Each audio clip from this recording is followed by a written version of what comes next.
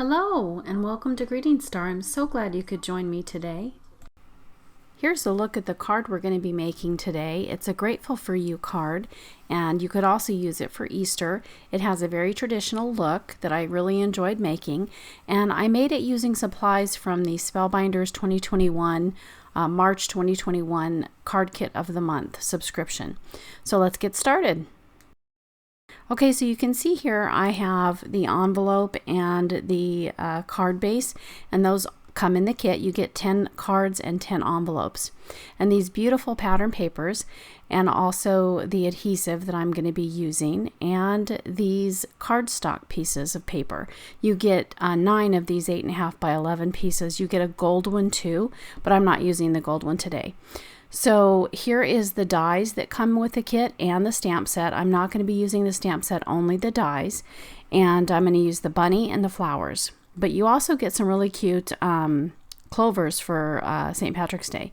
So these two dies I already had. They came from my supplies. They did not come in the kit. So the ovals and the scallops. So now I'm just going to trim the cardstock in half and put half aside and use the other half to do my die cutting today. So if you wanted to, you could use the other half and turn them into card bases. And since there's 8 pieces of paper here, that gives you 8 additional card bases. So along with the 10 that come in the kit, that would be 18 cards that you could make with this kit. So I'm going to cut the bunny out of this gray, and then I'm going to cut out his little ear and cheek out of that very bright pink. And then I'm going to use these other colors here to cut out the flowers and the leaves and the stems.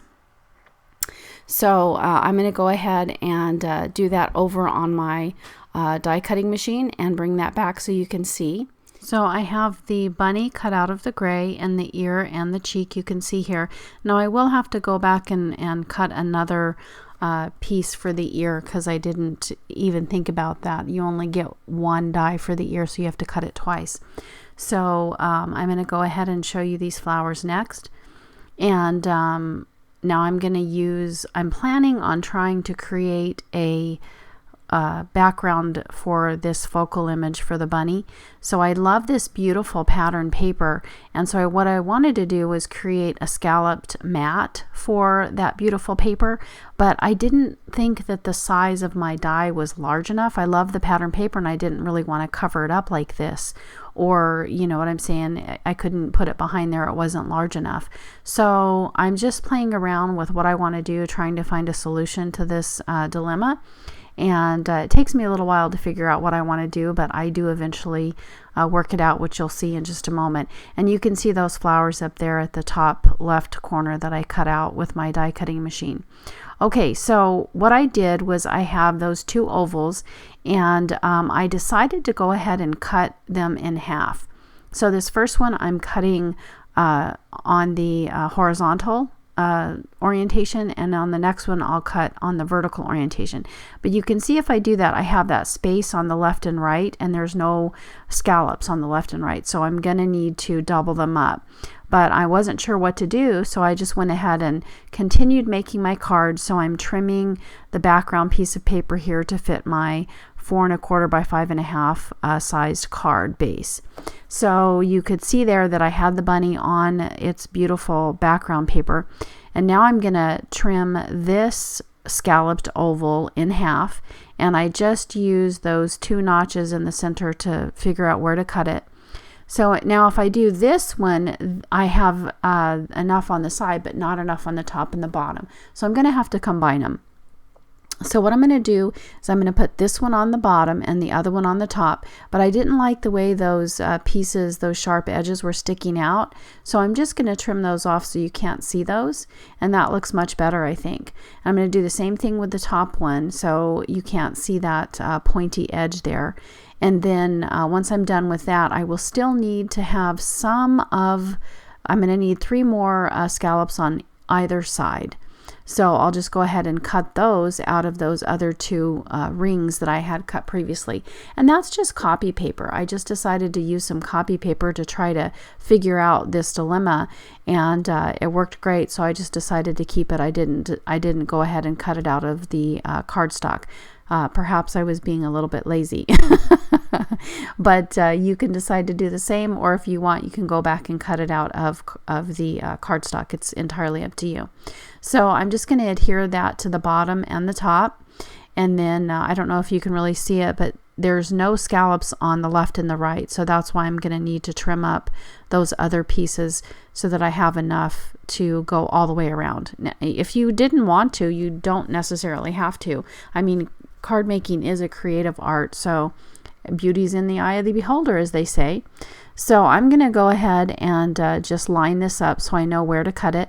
And like I said, I only need 3, so that's it. And I just have to adhere it, and I'm all done. However, I didn't put the tape close enough to the edge, so I have to go back and put another layer of tape down in just a moment. You'll see I couldn't get that to stick, so I had to put another layer of that tape down. Once that's all done, I'll adhere everything to the front of the card and you'll get a better look at it.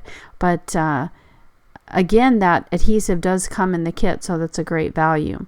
So I'm going to go ahead and trim the other side now and adhere that to that beautiful pattern paper. I think that's so lovely. It has kind of a distressed look to it, but it's really pretty and I really like it. And I don't know if you can notice or not, but at the very top there's a little portion of it that's kind of a bright yellow, which I think is really pretty and causes your eye to kind of be drawn to that portion of the card, which is kind of neat. So I'm just adhering my bunny now with this tape adhesive. And I think he's so cute. I love the fact that his little arm lifts up there so you can put whatever you want in there. You know, you could put flowers, you could put a sign. I know in the kit there's some like die cut little flags with, you know, you could put the little pole in there in his little arm and make it look like he's holding a little flag. It's really cute. The flag has a message on it. I can't remember what it says, but it's really, that would be a really cute option as well.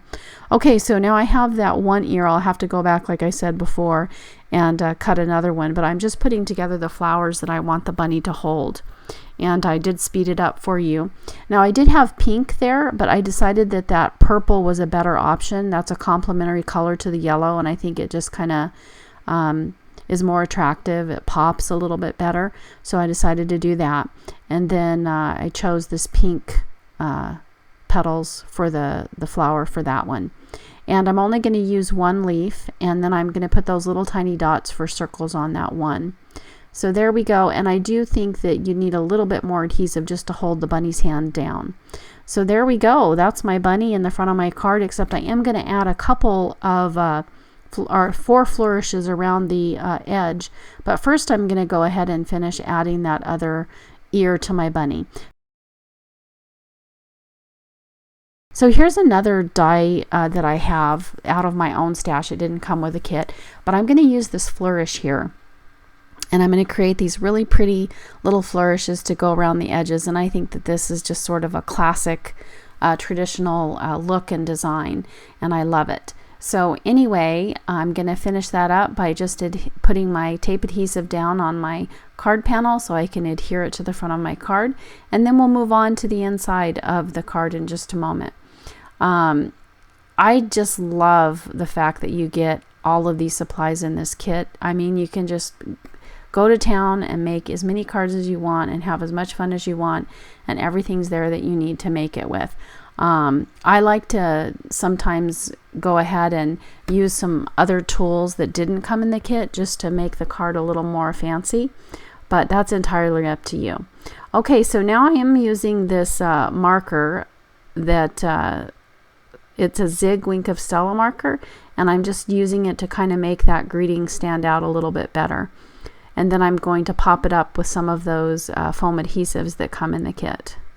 And if you don't want to do that, you don't have to if you're not comfortable with your handwriting or tracing abilities, but I just wanted to do that because I felt like it would help the greeting to stand out a little bit more. So I just chose to do that.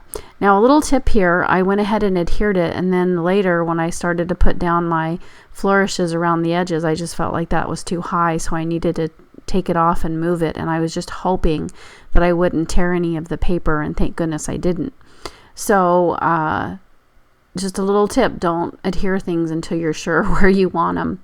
So now with this, I'm using some of that Tombow Mono to adhere these pieces to the corners. And I'm not really drawing with the glue, I'm just tapping. So you only get little tiny dots all the way around, since it's such a thin, real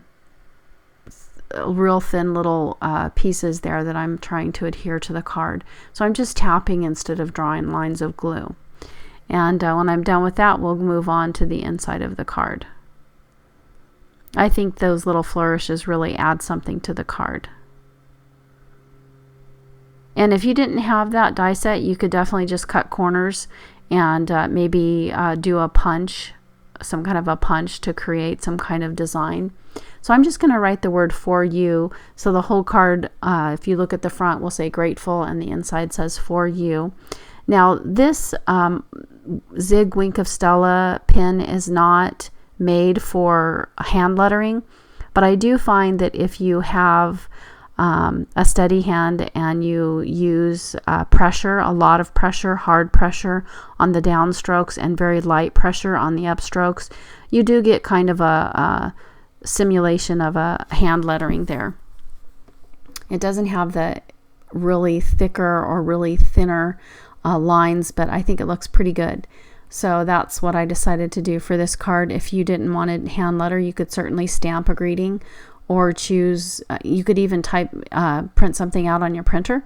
So I'm just laying some more flowers around the sentiment just to make this card a little more snazzy. And when I'm done doing that, I will go ahead and adhere everything down using some more of that Tombow Mono. And I think this card is just such a cute little card today. I hope you give it a try. Now, if any of you have some suggestions for that tool I'm using, that's a jewel picker. It's the Marvy Uchida, but it gets glue on it a lot, and I tried to use some alcohol to clean it off, and the alcohol actually removed that gluey portion on the small. You have two ends, so on one end you have a bigger size, and on the other end you have a very smaller point, and the alcohol actually kind of took some of that stuff off, so the smaller end doesn't work quite as well anymore. So if any of you have any suggestions for a good tool to use for that, let me know down in the comments. So now I'm just going to use another piece of that pattern paper that was on the front on the inside of the card to kind of tie it all together. And that's it. I'm done with my card for today. It was a fun card to make. I hope you give it a try, and I hope you have a wonderful day. Thanks for joining me, and don't forget to like and subscribe. See you next time.